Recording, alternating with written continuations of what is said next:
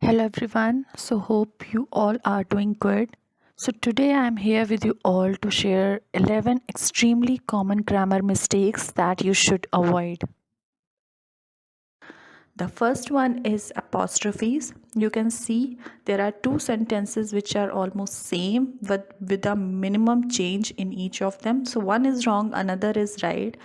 So it goes as we need to get our sales numbers up. Here the sales has an apostrophe, but the right way to write the sentence is we need to get our sales numbers up without the apostrophe. So the explanation you can also read, which is written below here. You use an apostrophe in a contraction. Example, there is to theirs. Or to show possession. Example, the manager's pet peeve. You don't use one if S is there simply to make a word.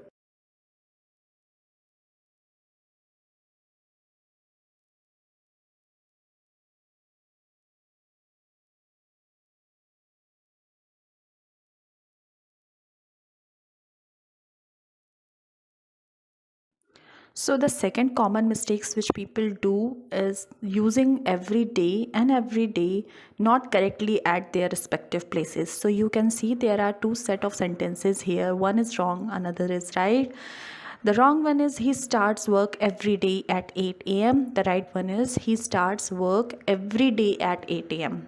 So when I speak, they both sound exactly same, but as you can visibly see, these sentences are different from each other. So the explanation I can give here is every day, one word, no space is an adjective describing something that's very common, like a everyday occurrence.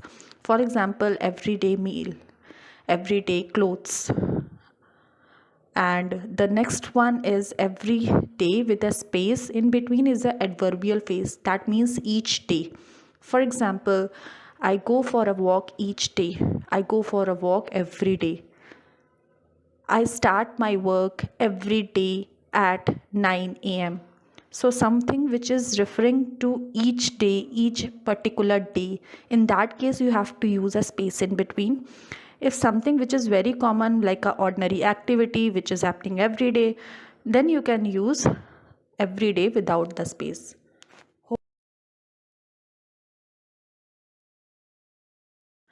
So the next one is the usage of I and me. People make mistakes using these two words and it is very common among people. You can see the two sentences again, the wrong one and the right one. The wrong one is the marketing manager told Riley and I to talk with her. The right one is the marketing manager told Riley and me to talk with her. So it is very important to note the difference and where to use each one of them correctly. So the general rule is use I when it's the subject of the verb. For example, I walk to the store. I purchased this book. I would go for a walk in the evening. Use me when the pronoun is the object of the verb or when the verb is doing something to someone or something. For example, the dog followed me to the store. The thief followed me to the store.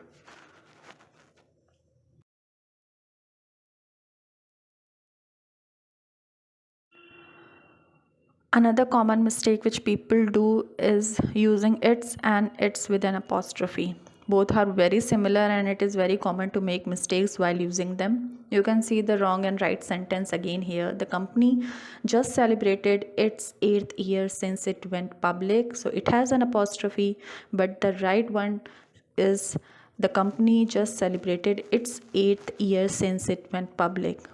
So you can see the explanation. It's without an apostrophe is a possessive pronoun like his or her for nouns that don't have a defined gender. In contrast, it's with an apostrophe is a shorted form or contraction of it is or it has. So I hope it is making much sense here because it's without an apostrophe gives a possessive pronoun and one with apostrophe s is just a contraction. So I hope this point will help you remember this difference between the two. The next one is the usage of less and fewer. The wrong sentence you can see is less than 50 people showed up for the presentation, and the right one is fewer than 50 people showed up for the presentation. So you can notably see the difference here. Fewer means not as many. We use fewer with countable nouns like cookies or people. Less means not as much. We use less with uncountable nouns like milk. And you can visibly see the explanation here well fitted into these sentences, because here the person is talking about people. That's why we are using fewer and not less. So the next one here goes is the difference between lie and lay. You can see the two sentences, one is wrong, other is right. The wrong one is I could just lay down and go to sleep. The right one is I could just lie down and go to sleep. So you can see why lie is being used instead of lay, and you can visibly see the difference and explanation below. Lay is a verb that commonly means to put or set something down, as if you are putting something down. Lie is a verb that commonly means to be in or to assume a horizontal position or to make an untrue statement. So, if you are not speaking truth, in that case, you make the use of lie, lie. If you are putting something in a horizontal position, you are using lie again. But if you are putting something down, then you could use lay. I hope it makes clear. So the next two words in which people generally make mistake is lose and lose with the double O in it. So you can see the two sentences here. One is wrong, other is right. If we stay on this track, we can't lose. The right one is if we stay on this track, we can't lose. So phonetically, both of these sentences sound exactly same, but you can visibly see the difference in between the two sentences with the usage of lose and lose. So you can see the explanation here is lose is a verb that means to fail, to win, to misplace. While L with double O-S-E, loose, is an adjective that means not tight. Like my shoelaces are not tight, or my shoelaces are loose. Now there is another difference between two set of words, that and who. People often misplace these two words and do not use them correctly. So you can see the wrong sentence here is the people that reach their sales target will get a reward, while the right one is the people who reach their sales target will get a reward. So you can see again the difference explained below. Who is always used to refer to people. That is always used when talking about inanimate objects. So you can see in the sentence, this sentence is talking about people, the people who reach their sales. That's why that could not be used. Who is the correct word to be used here? So the next difference here I would like to highlight between two words then and than, the difference of E and A in both of them. The wrong sentence is that presentation was better than the first one. The right one is that presentation was better than the first one. You can see the explanation below. The word then means at that time. It is talking about time and is used to talk about things when they will happen. The word than is used to compare things. You can see from the example that presentation was better than the first one. So here the two presentations are being compared. That's why we are using the word than, not then. So the next words here are there and there. They sound phonetically very similar to each other, but there is a massive difference among them. So you can see the wrong sentence here is they are going to their office over there. The right one is they are going to their office over there.